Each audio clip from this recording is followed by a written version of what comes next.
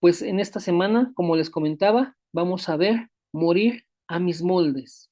Vamos a ver, hermanos, qué significa la palabra molde. Bueno, la palabra molde no tiene una etimología en el griego de manera directa, sino que en el latín, y es modulus, que significa medida o ritmo acompasado, ¿sí? O sea, hay un ritmo, hay un tiempo marcado. Ujú.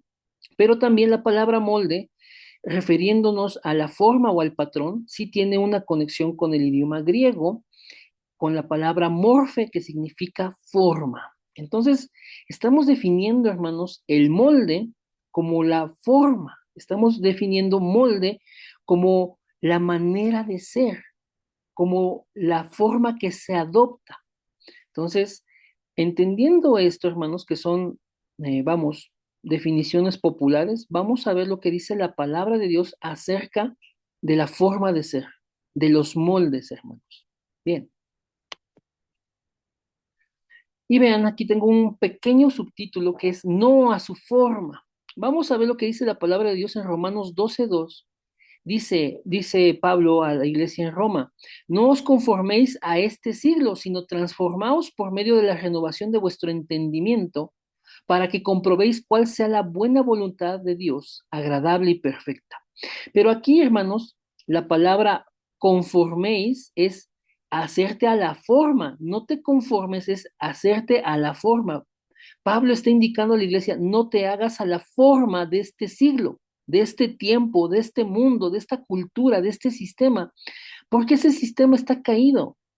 Al contrario, tú tienes que transformarte renovando tu mente, renovando la manera en que piensas, renovando lo que tú tienes acumulado en tu corazón, ¿sí?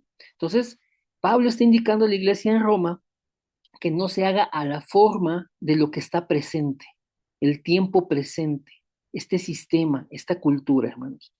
Y por otro lado, vemos también al apóstol Pedro, en su primer carta, es una carta universal, hermanos, que si bien está dada a iglesias de origen judío que fueron dispersados por diversos territorios, es una carta que está tomada como para la iglesia de manera general, de manera universal. Y dice así Pedro en la primera carta, capítulo 1, versículos 14 y 15. Dice, como hijos obedientes, no os conforméis a los deseos que antes teníais, estando en vuestra ignorancia, sino como aquel que os llamó es santo, sed también vosotros santos en toda vuestra manera de vivir. Y es en el mismo sentido que Pablo escribió a la iglesia en Roma, Pedro está aquí diciéndole a la iglesia, sean hijos obedientes y entonces no se hagan a la forma de los deseos que ustedes tenían antes del Evangelio, antes de venir a Cristo, cuando ustedes estaban en ignorancia. Y el versículo 15 reafirma el sentido en que Pedro está dando esta indicación, hermanos. Claramente, guiado por el Espíritu de Dios, Pedro escribe a la iglesia para que la iglesia sepa que así como Dios, quien nos llamó, es santo, nosotros también seamos santos en toda nuestra manera de vivir. ¿Hasta aquí vamos bien, mis hermanos? Amén. Amén.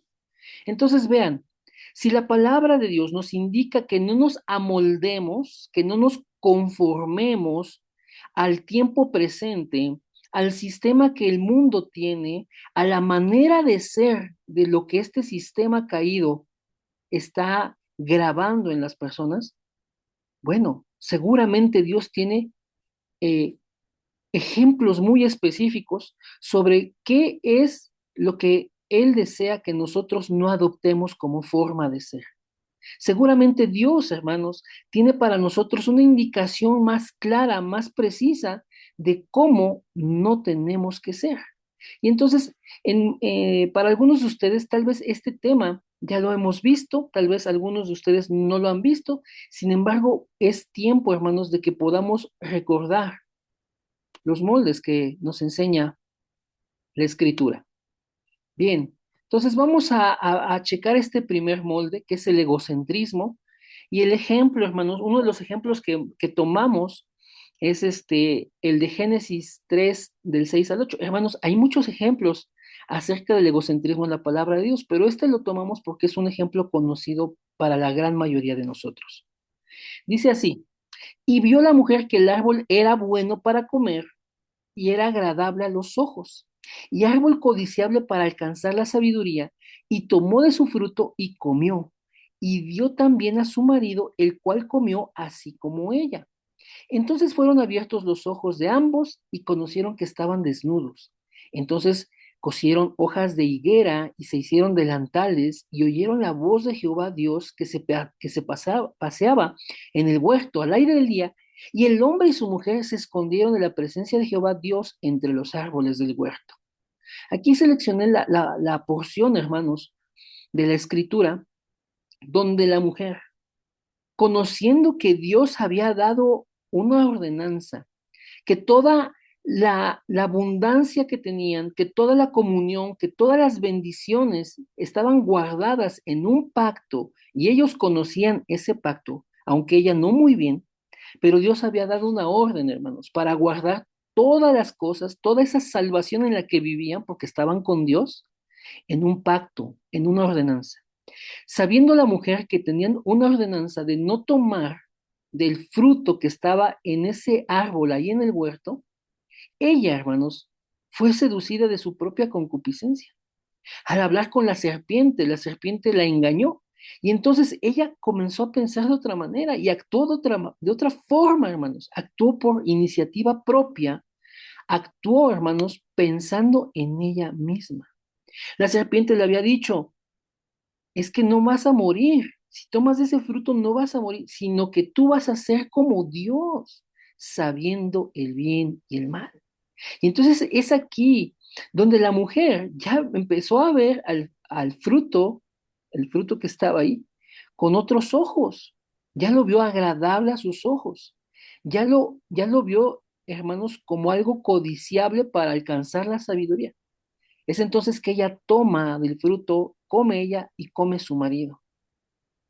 Pero es una decisión centrada en ella. Es una decisión centrada no en la palabra que Dios le había dado.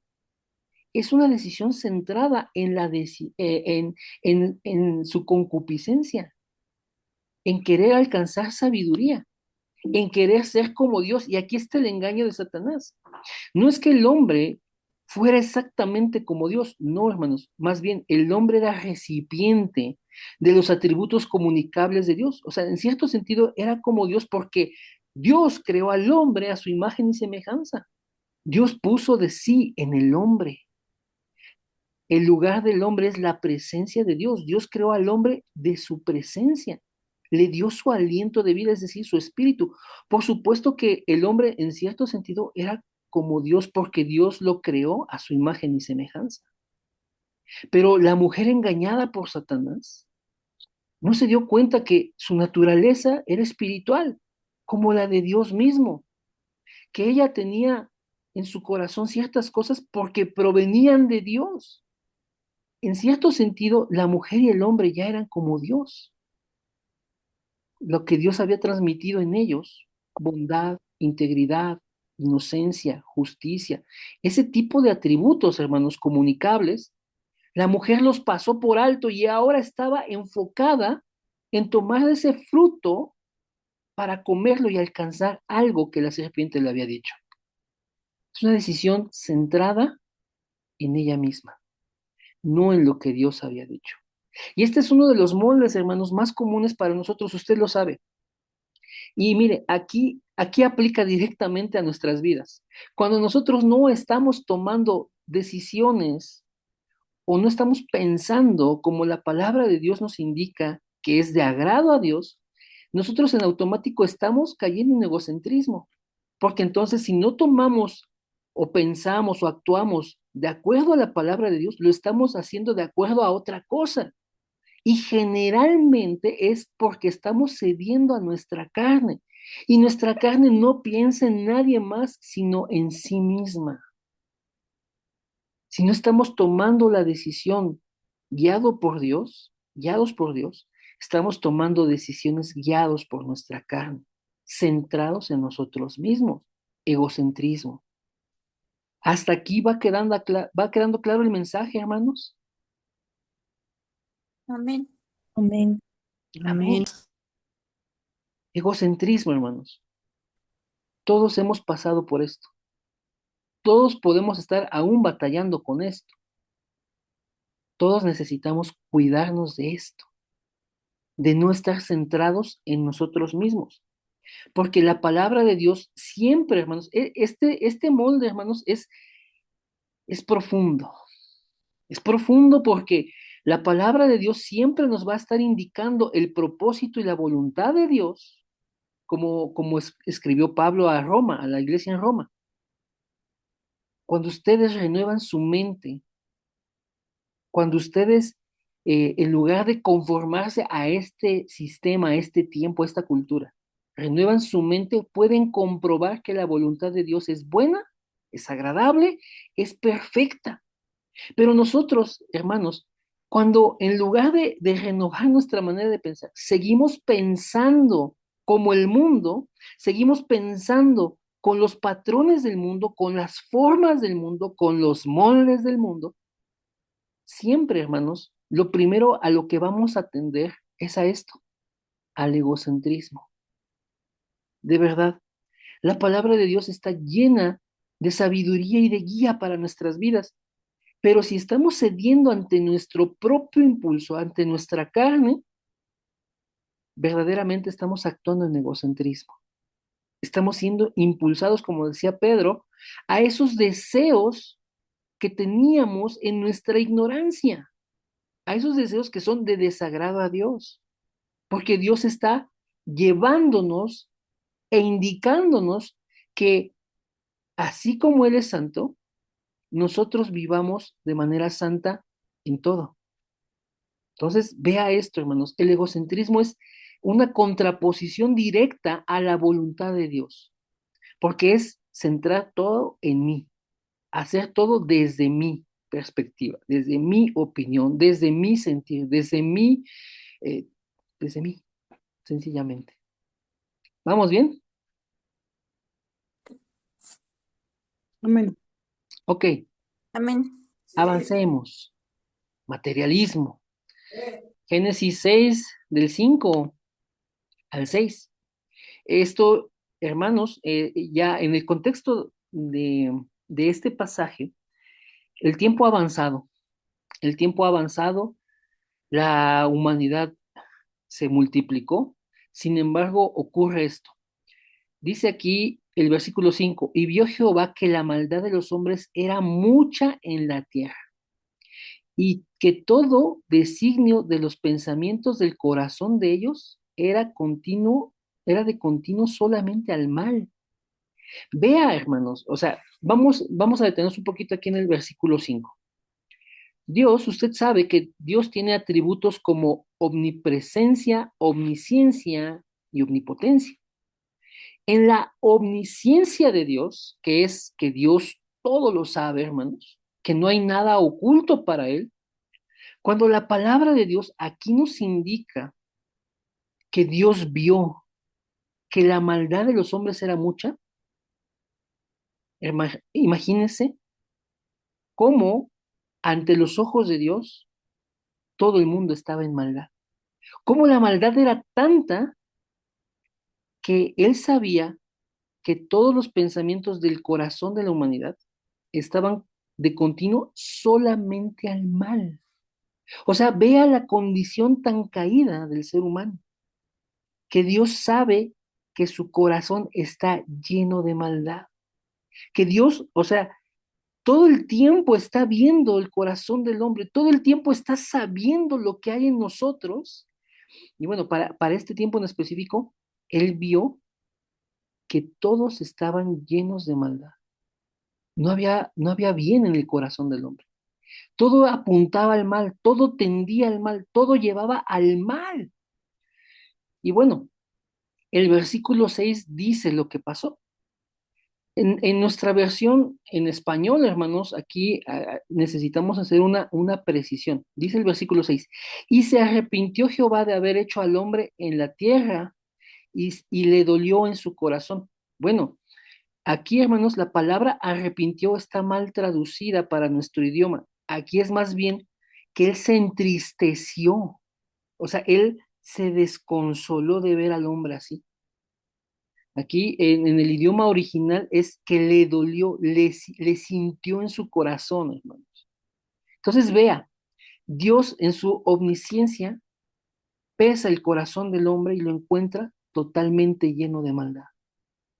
Y es entonces que a Dios le duele en su corazón, hermanos. A Dios le causa tristeza, como también podemos ver lo que dice Pablo a la iglesia, que contristamos al Espíritu de Dios. Entonces, imagínese, hermano, que Dios voltea a ver al mundo y el mundo está tan mal, está tan podrido en maldad, que le duele en su corazón. ¿Por qué? ¿Por qué le duele a Dios en su corazón esto? Porque el hombre estaba volcado solamente al mal. Y esto lo explica nuestro Señor Jesús en los evangelios, hermanos, donde dice que la venida del Hijo del Hombre, o sea, su regreso, su retorno a esta tierra, va a ser como en los días de Noé. Este pasaje de Génesis 6 es en el tiempo de Noé. Dios, al ver tanta maldad, decidió raer al hombre de la faz de la tierra. ¿Y cómo lo hizo? Con un diluvio. Y Jesús explica en los evangelios, bueno, cuando yo regrese va a ser como en los días de Noé, pues va a estar el mundo lleno de maldad. Pero ¿en qué consistía esta maldad? Dice que el hombre, dice, va a ser, mi regreso va a ser como en los días de Noé, cuando se casaban y se daban en casamiento. Hermanos, eso significa que estaban inmersos en una cultura de, de solamente gozar placeres. Se casaban y se daban en casamiento. Solamente estaban centrados en el placer de hacer las cosas, de tener las cosas. Estaban centrados en sí mismos, egocentrismo, pero también estaban centrados en pasarla bien y dejaron a Dios de lado. Dios había dado, hermanos, un pacto. Dios había dado un pacto. Ese pacto lo rompieron Adán y Eva. Pero ese pacto también fue conocido por sus hijos. Ese pacto pasó de generación en generación y en lugar de guardarlo, se olvidaron de Dios. Y ellos estaban solamente con su corazón tendido al mal. ¿Y qué estaban disfrutando? De lo material, de pasarla bien en sus deleites, de pasarla bien en sus propias concupiscencias. El materialismo nos lleva a eso, porque estás sacando a Dios de tu vida para centrarte solamente en lo material, porque lo material satisface a la carne, lo material es lo inmediato, lo material es la exigencia que tiene mi corazón hoy, yo la quiero suplir ya. Eso es lo material. Como la mujer samaritana, que salía a las 12 del día aproximadamente a que a ir a recoger agua, a ir a recolectar agua, sacarla de ese pozo. Pero no lo hacía de manera temprana, que no quería toparse con nadie, no quería ser señalada porque ella sabía su vida de pecado. Y lo material era, tengo que ir a sacar agua. Mi necesidad es, pues tengo que sacar agua porque para ese tiempo, hermanos, como hoy también el agua es indispensable, bueno, en ese tiempo tenías que ir a sacar agua. No le abrías a la llave y había agua potable. No, tenías que ir a sacar agua del pozo. Y su necesidad inmediata era, tengo que sacar agua. Por eso cuando Jesús le dijo, si tú bebes del agua que yo te voy a dar, no vas a volver a tener sed nunca. Ella dijo, sí, yo quiero esa agua para no tener que venir a sacarla aquí, centrada en lo material, centrada en, no quiero venir aquí a sacarla, quiero no tener sed, porque no quiero toparme con esta gente que me puede estar señalando, que me incomoda porque yo tengo una manera de vivir que no es de agrado a Dios. ¿Se entiende el tema, hermanos?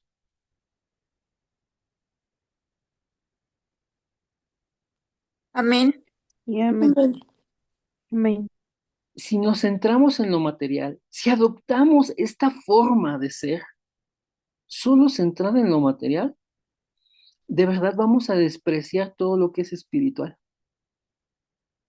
porque vamos a estar alimentando la carne, porque las exigencias de la carne nunca van a cesar. Y entonces, entre más le das material a la carne, pues más se engorda, más se hace voraz, más está hambrienta. Y nunca nada es suficiente. Siempre quieres más en este sentido. Satisfacer el materialismo que tu carne exige es como un barril sin fondo. Nunca vas a ver contentamiento en tu vida, porque siempre estás queriendo más, más y más. Hermanos, esto es peligroso. Esto es peligroso porque nosotros podemos estar siendo engañados en confundir necesidades que necesitamos, necesidades que requerimos satisfacer con deseos engañosos de nuestro corazón. ¿Sí? A ver, lo voy a tratar de decir mejor. Hay cosas que nosotros como seres humanos necesitamos. Hay cosas que para nuestra vida es forzoso suplir, ¿no? Como el alimento, digámoslo así. Pero hay otras cosas que nuestro corazón, que la Biblia lo califica como perverso y engañoso, nos va a estar exigiendo y nos va a estar pintando, maquillando como si fuera una necesidad. Y es ahí donde el materialismo se apodera de nuestras vidas. ¿Quieres más? ¿Quieres más? ¿Quieres más? Y estás centrado en tu satisfacción, pero estás dejando a Dios fuera. O peor aún, Dios se convierte para ti en alguien, en un medio para alcanzar tu satisfacción personal. Hermanos, esto es verdaderamente peligroso. Vamos a avanzar. ¿Todo bien hasta aquí? Sí. Amén. Sí. Bien. El falso éxito. Génesis 11 del 4 al 6. Y dijeron, vamos, edifiquémonos una ciudad y una torre cuya cúspide llegue al cielo, y hagámonos un nombre, por si fuéramos esparcidos de la faz de toda la tierra. Y descendió Jehová para ver la ciudad y la torre que edificaban los hijos de los hombres. Y dijo Jehová, he aquí el pueblo es uno, y todos estos tienen un solo lenguaje y han comenzado la obra, y nada les hará desistir ahora de lo que han pensado hacer. ¿Cuál es el contexto de esta porción? Bueno, finalmente Dios sí trajo el diluvio, y todo aquel que estaba fuera del arca fue muerto. El arca es Cristo, hermanos. Y las personas que estuvieron en el arca fueron salvadas del diluvio. Así de sencillo. El que está en Cristo es salvo, el que no está en Cristo no es salvo. Y solamente 8 personas fueron salvas. Y nuevamente, después del diluvio, la humanidad se volvió a multiplicar. Y ese es el tiempo, hermanos, de este pasaje, Génesis 11. La humanidad nuevamente multiplicada fue llena de maldad. Y ahora el hombre que tiene en su corazón, se quiere edificar una ciudad, se quiere edificar una torre que llegue al cielo, quiere tener un nombre. Dice, por si fuéramos esparcidos sobre la faz de la tierra. No es que si fueran esparcidos sobre la faz de la tierra, es que la multitud de esa humanidad se estaba extendiendo cada vez más, pero querían tener reconocimiento. Hagámonos un nombre. Edifiquemos una ciudad y una torre como el monumento a quienes somos nosotros. Y entonces Dios desciende y ve la ciudad, ve la torre que están edificando. Y Él sabe lo siguiente, el pueblo estaba en un solo sentir, tenían un solo lenguaje, habían comenzado la obra y ya estaban empeñados en sus corazones a no detenerse hasta lograr lo que querían. Es entonces que Dios confundió las lenguas de los hombres, Babel, que significa confusión. Y al no haber coordinación entre ellos, cesó la obra. Pero ¿en qué estaba volcada la humanidad? En hacerse un nombre, en tener un reconocimiento, en tener un éxito. Vamos a edificarnos una ciudad y una torre que llegue al cielo. Es decir, el hombre quiere llegar al cielo, el hombre quiere encumbrarse, el hombre quiere ser reconocido. Y mucho de esto lo seguimos viendo hoy. Hoy las personas pierden la vida buscando un falso éxito. Hoy las personas pierden energía, pierden recursos, pierden la familia, pierden muchas cosas por estar obsesionados con lograr algo, sea de manera profesional, sea de manera económica, sea en algún sentido en el que quieren satisfacer algo. Y están como aquí la humanidad, en un sentir de no detenerse hasta lograrlo. Y pueden pasar sobre quien sea, con tal de lograrlo. Este es un falso éxito, hermanos y hermanas, porque no es algo que esté edificado por Dios, no es algo que esté respaldado por Dios. Es una iniciativa propia para tener tu propio reconocimiento. Es una iniciativa de tu corazón que te dice, tú necesitas que todos te vean. Tú necesitas ser y hacer, tener para que estés bien. Entonces, piensa en ello por un momento y lo podemos ver en todos lados esto. Y aún nosotros podemos haber estado actuando así o aún estar actuando así. Estar enfocados en conseguir algo que es para nuestra gloria, no para la gloria de Dios. Entonces vea eso, porque es un falso éxito, porque está centrado en que es para mi gloria.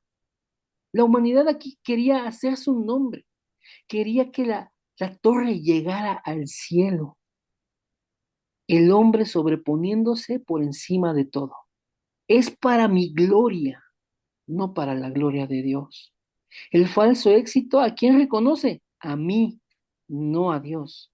El falso éxito, ¿qué es? Mi encumbramiento, no que Dios está por encima de todo. ¿Se da cuenta? Entonces, vea esto, analiza un poquito esto y yo le pido que note que el falso éxito es sumamente sutil.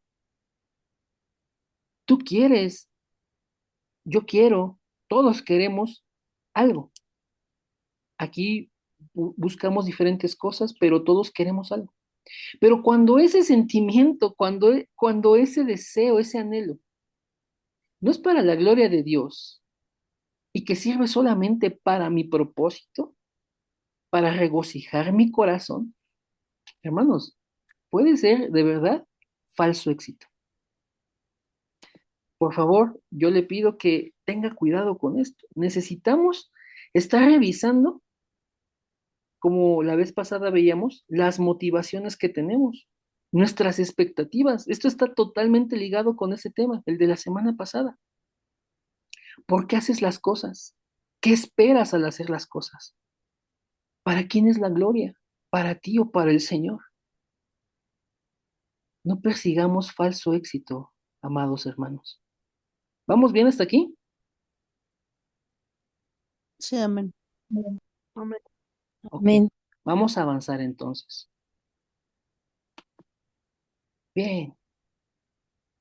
Aquí les puse un título un tanto sarcástico, pero es un título, hermanos, cierto, cierto. Los infiltrados. La carta de Judas es una de las cartas que, que menos se usan en las congregaciones, porque es una carta muy dura, hermanos. Y hoy la tendencia de las congregaciones es no confrontar el pecado. Lamentablemente hay muchos lugares donde prefieren tratarte bonito y hacerte sentir una buena experiencia a darte la palabra de Dios, la palabra que te confronta, la palabra que te reprende, pero también esta palabra te lleva a Cristo, hermanos. Entonces, en muchas ocasiones, esta carta que es tremenda, es dura, hermanos, esta carta es dura. No se toca porque, uy, a- así la gente no va a venir, así la gente no va a llegar, se van a ir. Hermanos, pero es necesario que nosotros tomemos todo el consejo de Dios, todo el consejo de la palabra de Dios. Y en esta carta, Judas al principio de la misma dice que hay gente que se metió en la iglesia, hay gente infiltrada en la iglesia, que no es de la iglesia, que aparentan ser de la iglesia, pero que estas personas convierten en libertinaje la gracia de Dios. O sea, Judas está advirtiendo que en ese tiempo, hermanos, en el primer siglo, cuando fue escrita esta carta, en la iglesia habían llegado, se habían infiltrado personas que aparentaban ser seguidores de nuestro Señor, discípulos, creyentes fieles, pero empezaron a distinguirse de la verdadera iglesia porque estas personas estaban tomando la gracia de Dios y la convertían en libertinaje. Quiero explicarle un poquito esto. Tomar la gracia de Dios para convertirla en libertinaje, es decir, como Dios es bueno, como Dios es tan amoroso, como Dios es misericordioso, tomaban, hermanos, ese favor que no merecemos de Dios, ese amor tan tierno por nosotros, para aprovecharlo para su propio deleite, para vivir de manera descarriada, para vivir contrario a Dios. Por eso Judas dice, están tomando la gracia de Dios, la gracia de Dios, y la están convirtiendo en libertinaje. Es decir, piensan que porque Dios ha mostrado misericordia a nuestras vidas, tienes permiso para pecar y para vivir y para hacer cuanto se te dé la gana. Eso es libertinaje. Y el libertinaje es decir, tengo mi libertad y la llevas al extremo. Porque estoy en mi libertad de hacer esto. Porque yo quiero, porque yo puedo y porque así lo dije. Hermanos, eso es libertinaje y tomar la gracia de Dios para decir o justificar tus actos, mis actos, hermanos, de verdad nos pone en lo que aquí describe la palabra de Dios a través de Judas. Pero estos blasfeman de cuantas cosas no conocen. O sea, hacer así, actuar así es blasfemar. Y en las que por naturaleza conocen, se corrompen como animales irracionales. Si nosotros actuamos tomando la gracia de Dios como libertinaje, eso que conocemos que es la palabra de Dios, el Evangelio, y lo tomamos y lo torcemos como libertinaje, nos asemejamos a animales irracionales, hermanos. Eso es lo que califica la palabra aquí. Ay de ellos, porque han seguido el camino de Caín y se lanzaron por lucro en el error de Balaam y perecieron en la contradicción de Coré. Estas son manchas en vuestros ágapes, que comiendo impúdicamente con vosotros se apacientan a sí mismos. Vean, aquí Judas pone tres ejemplos del Antiguo Testamento, hermanos, que ahorita vamos a explicar brevemente, pero dice que esas personas que están involucradas en la iglesia, infiltradas en la iglesia, son manchas en la iglesia, son manchas en el amor ágape, en el amor incondicional, que comiendo impúdicamente con vosotros se apacientan a sí mismos. Es decir, aunque practican supuestamente la misma comunión con nosotros, realmente ellos no están, hermanos, en amor con nosotros, sino que se apacientan a sí mismos. Ahí está el egocentrismo, ahí está el materialismo. Y aquí Judas es duro en describir lo siguiente. Nubes sin agua, o sea, no tienen propósito, llevadas de acá para allá por los vientos, o sea, son inconstantes y son movidos por su propia naturaleza pecaminosa. Árboles otoñales, es decir, están en decadencia, sin fruto, dos veces muertos y desarraigados. Hermanos, esta es una descripción bien dura. Están muertos, dos veces muertos, están desarraigados, es decir, no están plantados con nosotros. Fieras ondas del mar, o sea, las olas, que espuman su propia vergüenza. ¿Quién ha visto cómo rompen las olas y que generan esa espuma, hermanos? Aquí Judas está diciendo, esas personas evidencian con sus actos su propia vergüenza por lo que cometen. Estrellas errantes para las cuales está reservada eternamente la oscuridad de las tinieblas. Hermanos, eso es lo más tremendo, lo más duro. O sea, yo no alcanzo a comprender, hermanos, cómo es una oscuridad eterna. Está muy duro eso, ¿no? Esta es una de las razones por las que esta carta en muchos lugares no se toca, pero la palabra de Dios es para todos nosotros. Esta palabra, hermanos, nos tiene que dar vida, porque la palabra de Dios es vida. Y si nosotros no somos confrontados, seguramente vamos a estar caminando de manera errada. Pero regresemos, hermanos. El camino de Caín, el error por el lucro de Balaam y la contradicción de Coré. Son historias, hermanos, que nos muestran el corazón de las personas. El camino de Caín es un ejemplo, hermanos, de egocentrismo, porque Caín, sabiendo por instrucción de sus padres, Adán y Eva, que Dios, en lugar de sacrificarlos, en lugar de quitarles la vida por el pecado de tomar el fruto, ¿qué hizo? Tomó animales inocentes y los sacrificó en lugar de ellos. Y con sus pieles vistió a estos dos pecadores, que escuchando la voz de Dios se escondieron, aunque habían hecho delantales con hojas de higuera, se escondieron, hermanos. Ya estaban muertos espiritualmente, ya estaban separados de Dios. No temían a Dios porque habían sido creados originalmente con su imagen, con sus bendiciones, con su espíritu, y tenían una comunión perfecta, pero ahora, hermanos, por el pecado, tienen miedo y se esconden. Y Dios sacrifica animales inocentes para vestirlos a ellos. La justicia de otro sobre la injusticia del pecador, cubriéndolo. Este pacto, esta gracia que Dios mostró ahí, Adán y Eva se le enseñan a sus hijos. Pero Caín, sabiendo este pacto, se presenta delante de Dios con una ofrenda que no puede ser sacrificada por él. Se presenta con un sacrificio que no puede derramar sangre. Y entonces usted sabe la historia, cómo él mata a su hermano. Señor, ¿tú quieres sangre? Aquí tienes la sangre de mi hermano. Entonces, un corazón, hermanos, centrado en sí mismo. Porque sabiendo el pacto, se presenta con lo que él quiso.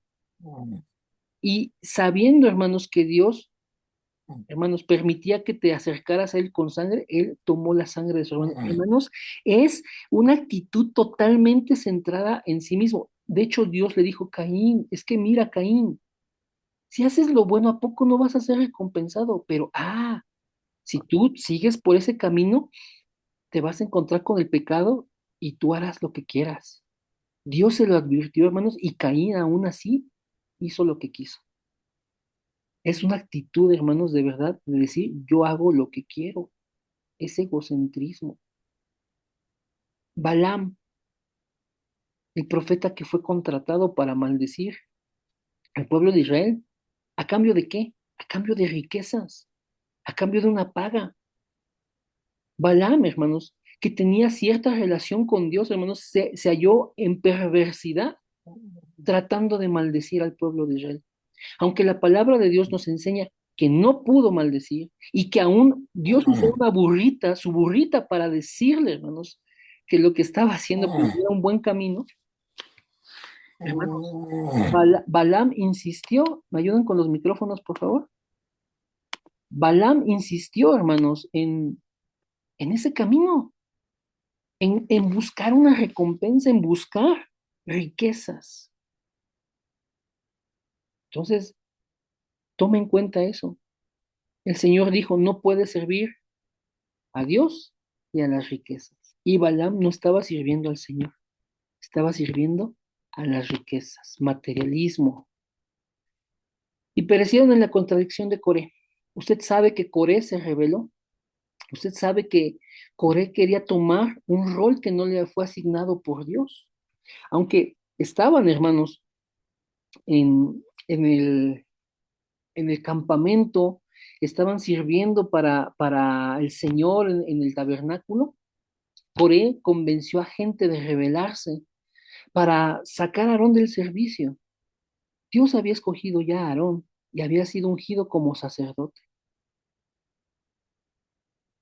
Coré quería ese reconocimiento. Coré albergaba eh, el estar encumbrado, el tener una función, ¿no? Que lucía. Generalmente, hermanos, el falso éxito viene a nuestras vidas porque queremos figurar. Y Coré quería figurar, pero lo único que ganó es que se tragara la tierra a él y a su familia, y a los hombres que venían con él. Hermanos, esto lo vemos en el libro de Números. También, hermanos, también es importante que nosotros veamos que muchas de las cosas que queremos hacer en el Señor, que queremos hacer en la congregación, tienen que estar alineadas verdaderamente con el corazón de Dios. No podemos querer figurar como Coré en el servicio a Dios con un corazón perverso, con algo que Dios no ha entregado a nuestras vidas, porque entonces solamente estamos persiguiendo nuestra gloria, un falso éxito. Necesitamos, hermanos, ver que los diferentes moldes son cosas en las que podemos quedar atrapados si no morimos a nosotros mismos. ¿Cuánta gente no hay, hermanos, que tiene una vida así, egocéntrica o materialista, o que está enfocada solamente en perseguir su éxito, un falso éxito? Hermanos, ya para cerrar este tema, porque hemos consumido el tiempo, le voy a leer tres citas, hermanos. Gálatas 2:20, que ha sido el versículo central de toda esta serie, que dice, con Cristo estoy juntamente crucificado. Ya no vivo yo, mas vive Cristo en mí. Y lo que ahora vivo en la carne, lo vivo en la fe del Hijo de Dios, el cual me amó y se entregó a sí mismo por mí. Este es este es el remedio para el egocentrismo, hermanos. Yo ya no vivo, ya no estoy centrado en mí, yo ya morí con Cristo, yo estoy crucificado con Él. Si yo vivo ahora en algo en este cuerpo, lo vivo en la fe del Hijo de Dios. Ya no vivo yo, ya no puedo estar centrado en mí. Adiós, egocentrismo. Yo vivo ahora para Cristo. Amén.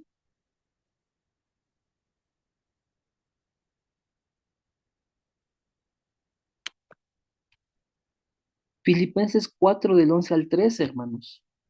Entonces, esto es lo que Dios dice acerca del materialismo. Miren, a través de la vida de Pablo, el Señor nos muestra lo que es justo para nosotros. Dice Pablo, no lo digo porque tenga escasez, pues he aprendido a contentarme cualquiera que sea mi situación. Sé vivir humildemente y sé tener abundancia. En todo y por todo estoy enseñado, así para estar saciado como para tener hambre, así para tener abundancia como para padecer necesidad. Todo lo puedo en Cristo que me fortalece. Entonces, en lugar de vivir una vida centrada en lo material, cualquiera que sea la situación, aferrémonos a Cristo, porque en Cristo todo lo podemos. Él nos fortalece para que cualquiera que sea la situación, nosotros salgamos adelante siempre fieles al Señor, hermanos. Amén. Amén. Y Jeremías 9:23. Este es el verdadero éxito, hermanos. Así dijo Jehová, no se alabe el sabio en su sabiduría, ni en su valentía se alabe el valiente, ni el rico se alabe en sus riquezas, mas alabes en esto el que se hubiere de alabar, en entenderme y en conocerme, que yo soy Jehová, que hago misericordia, juicio y justicia en la tierra, porque estas cosas quiero, dice Jehová. El verdadero éxito está en entender y conocer al Señor, hermanos, en entender que hace misericordia, que hace juicio y que hace justicia. Entonces, vea, hermanos, Dios en todos sus atributos de manera perfectamente equilibrada. Hace misericordia, pero también hace juicio y justicia. Si alguien conoce a Dios, esa persona tiene éxito verdaderamente. Bien, Entonces, hasta aquí, hermanos, la palabra de Dios. Voy a dejar de compartir.